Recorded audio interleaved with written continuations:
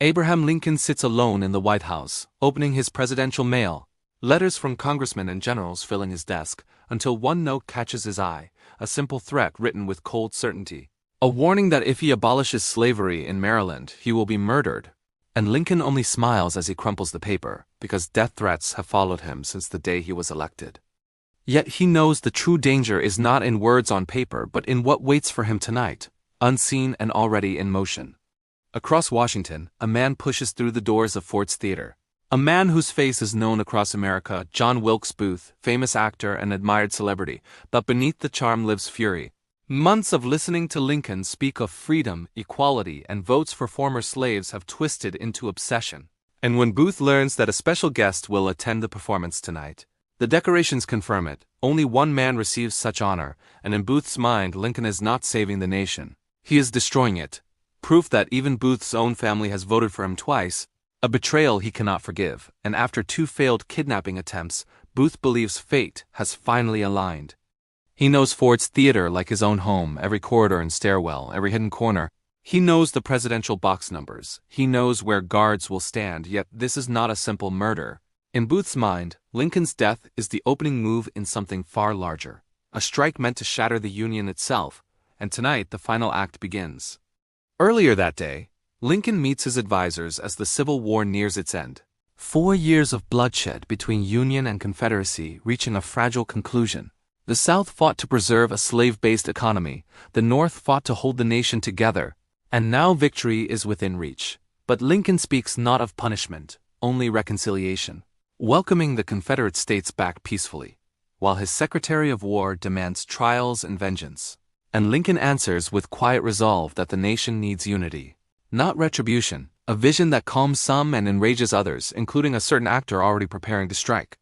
As the meeting ends, Lincoln walks the halls of the White House carrying the weight of a dream that has haunted him for days, wandering through silent corridors in the night, hearing weeping, following it to a room where mourners gather around a covered body, and when he asks who lies dead, a voice answers, "The president killed by an assassin," a dream that lingers as he greets his driver and footman, men loyal to him, yet protection is thin, only a handful of guards, and his best officer warns him quietly not to go to the theater tonight.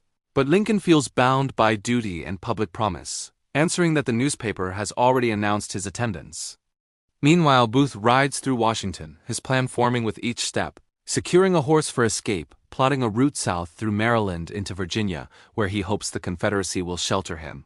Believing his mission is greater than Lincoln and greater than war, the collapse of the Union itself, and at Ford's Theater he slips inside, navigating a building alive with stagehands and musicians, waiting for moments when eyes turn away, climbing the stairs to the presidential box, drilling a small spy hole into the door. Careful to erase every trace, placing a wooden brace to jam the door shut later, discovering the lock already broken as if destiny itself has opened the way.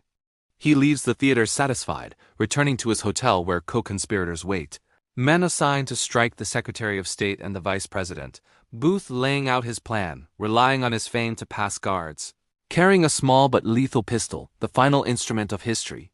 And as night falls, he feels the pressure of time tightening around him.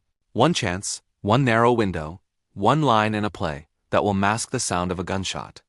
Lincoln's carriage rolls through Washington streets, the president sitting beside Mary Todd, hoping for a brief moment of peace after years of war.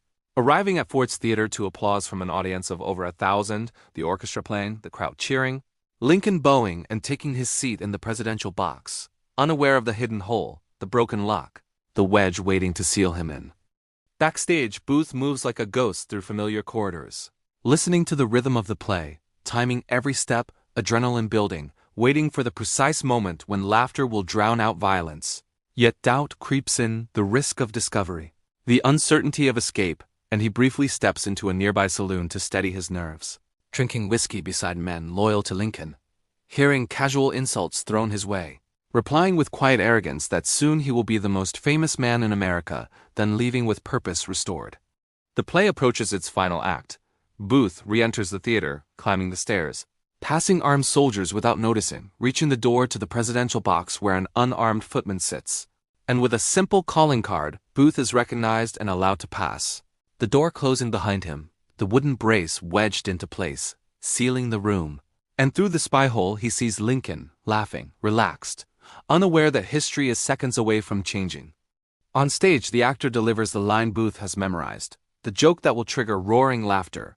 And as the audience erupts, Booth opens the door, steps silently behind the president, raises the pistol to the back of Lincoln's head, and fires, Lincoln collapsing forward as Mary Todd turns in confusion, the crowd still laughing, thinking it part of the performance, until blood is seen and reality crashes in. A guest in the box lunges at Booth, is stabbed in the arm, and Booth leaps to the balcony edge, his foot catching a flag, twisting his body as he crashes onto the stage below, his leg breaking on impact, yet he stands, shouting defiance before sprinting backstage, stabbing a man who tries to stop him, bursting through the rear exit where his horse waits, mounting and vanishing into the night as cries echo behind him.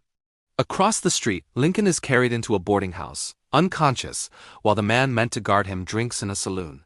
The conspirators scatter, one attacking the Secretary of State, another losing courage in a bar, and through the night doctors fight to save the president. But at 7:22 in the morning, Abraham Lincoln dies, the nation waking to grief and shock.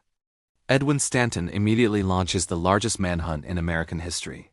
Soldiers spreading across states, roads watched, barns searched, and Booth flees into Virginia, injured and desperate, surviving 12 days on the run until Union troops surround a barn where he hides, ordering him to surrender, Booth refusing, choosing death over capture, and a single shot ends his life, closing the final chapter of a plot that changed America forever. If stories like this fascinate you, share your thoughts below. Tell me what moment shocked you most, and join the discussion so we can uncover more untold history together.